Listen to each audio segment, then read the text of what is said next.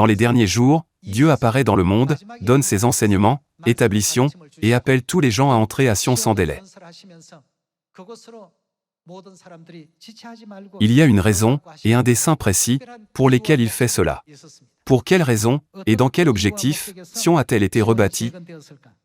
Dans Psaume chapitre 133, verset 1, il est écrit: « Voici, oh, qu'il est agréable, qu'il est doux, pour des frères de demeurer ensemble. C'est comme l'huile précieuse qui, répandue sur la tête, descend sur la barbe d'Aaron, qui descend sur le bord de ses vêtements. C'est comme la rosée de l'Hermon, qui descend sur les montagnes de Sion, car c'est là, c'est-à-dire à Sion, que l'Éternel envoie la bénédiction, quoi? La vie, pour l'éternité. » Quand la prophétie de Psaume chapitre 133 s'accomplira-t-elle? Il y a une condition préalable pour recevoir la bénédiction de la vie éternelle.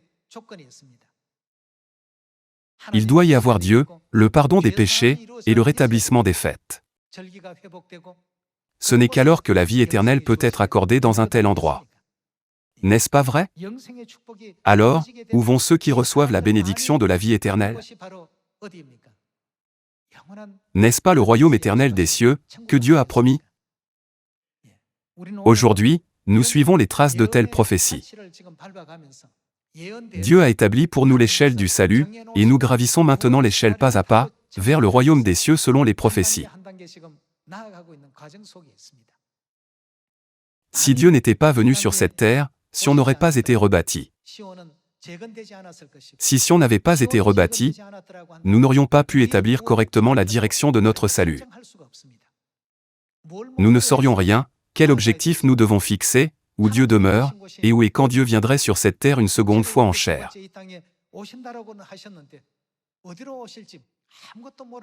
Sans connaître de telles choses, nous serions perdus en errant sans but.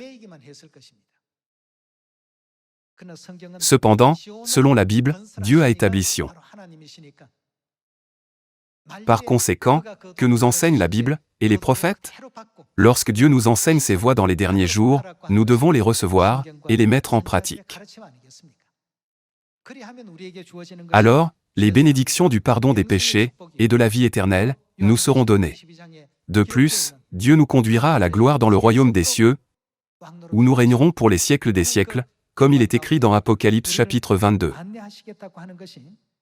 Ce sont des témoignages des prophètes dans les 66 livres de la Bible.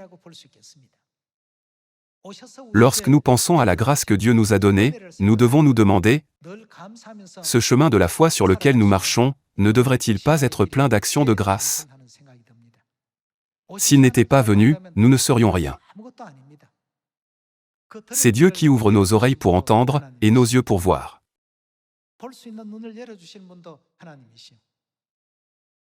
N'est-ce pas Dieu qui nous donne le cœur pour comprendre?